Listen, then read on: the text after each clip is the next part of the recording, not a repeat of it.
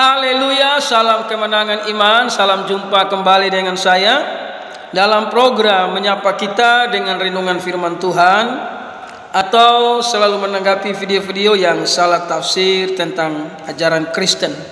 Nah, sobat-sobat yang saya kasihi di dalam Tuhan Yesus Kristus, sebelum saya lanjutkan, jangan lupa like dan subscribe, memberikan komentar-komentar yang baik.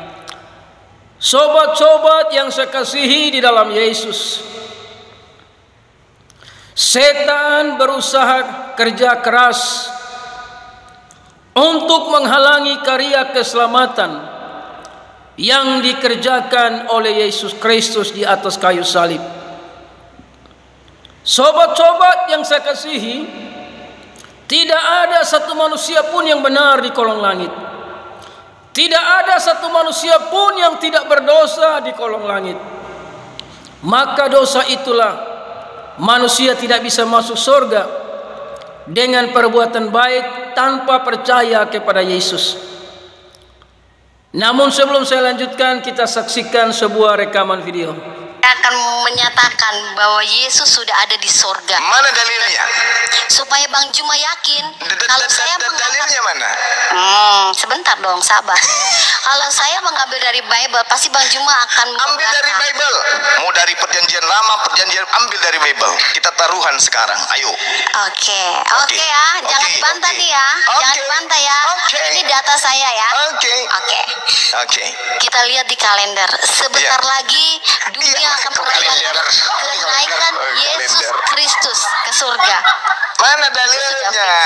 Kita kok dalilnya itu data? Itu data, lihat tadi kalender. Bagaimana mau dijemput kalau nggak ada dalilnya? Gimana sih? Itu bisa dikatakan itu kan itu yang bikin kalender memang intip dulu ke surga gitu. Kok dalilnya dari kalender sih? Dalil dong. Pak Ustadz, itu bukan cuma Indonesia, Pak Ustadz.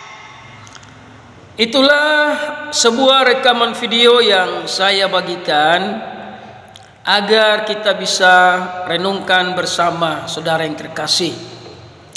Bagaimana diskusi antar umat beragama tadi, dan orang-orang di luar Kristen bertanya, di mana dalilnya Yesus itu tinggal di sorga.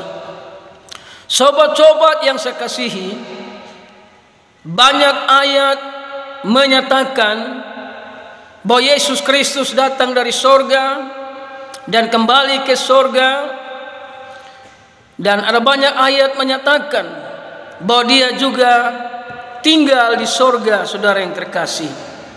Nah, sobat-sobat yang saya kasihi di dalam Yesus, kita lihat dalam Kisah Rasul 3 ayat 21. Kristus itu harus tinggal di sorga sampai waktu pemulihan segala sesuatu, seperti yang difirmankan Allah dengan perantaraan nabi-nabinya yang kudus di zaman dahulu. Jadi Yesus itu memang harus tinggal di sorga sampai pemulihan segala sesuatu. Dia akan datang kembali yang kedua kali. Jadi saudara-saudara, tidak ada ayat Alkitab berkata bahwa ada nabi yang naik dan turun kembali. Tidak ada. Yang berkuasa di sorga itu dia bernama Yesus. Jadi Yesus itu sementara tinggal di sorga sampai pemulihan segala sesuatu. Saudara mau percaya tidak percaya, dia akan datang kembali yang kedua kali. Dan Alkitab berkata setiap lutut akan bertelut, setiap lidah akan mengaku bahwa dia Yesus Kristus adalah Tuhan dan Juru Selamat. Jadi saudaraku, memang ini akhir pada akhir zaman. Iblis sementara bekerja keras untuk menghalangi karya keselamatan, agar orang-orang tidak percaya Yesus Kristus sebagai Tuhan dan Juru Selamat. Makanya dalam Yohanes 14 ayat yang ketiga, dan apabila aku telah pergi ke situ dan telah menyediakan tempat bagimu, aku akan datang kembali dan membawa kamu ke tempatku, supaya di tempat di mana aku berada, kamu pun berada. Ini berbicara Yesus ada di sorga. Dia menyiapkan tempat bagi orang-orang yang percaya kepadanya di sorga. Jadi setiap orang yang menyembah Yesus sebagai Tuhan dan Juru Selamat, maka dia berhak menikmati sorga, karena pemilik sorga dia bernama Yesus. Makanya di ayat 2 dari Yohanes 14 tadi, di rumah Bapakku banyak tempat tinggal. Jika tidak demikian, tentu aku mengatakannya kepadamu, sebab aku pergi ke situ untuk menyediakan tempat bagimu. Jadi Yesus ke sorga menyiapkan tempat bagi orang-orang yang percaya kepadanya. Di luar Yesus tidak akan pernah sampai ke sorga, karena yang punya sorga dia bernama Yesus. Yesus tinggal di sorga dan dia berkuasa di sorga.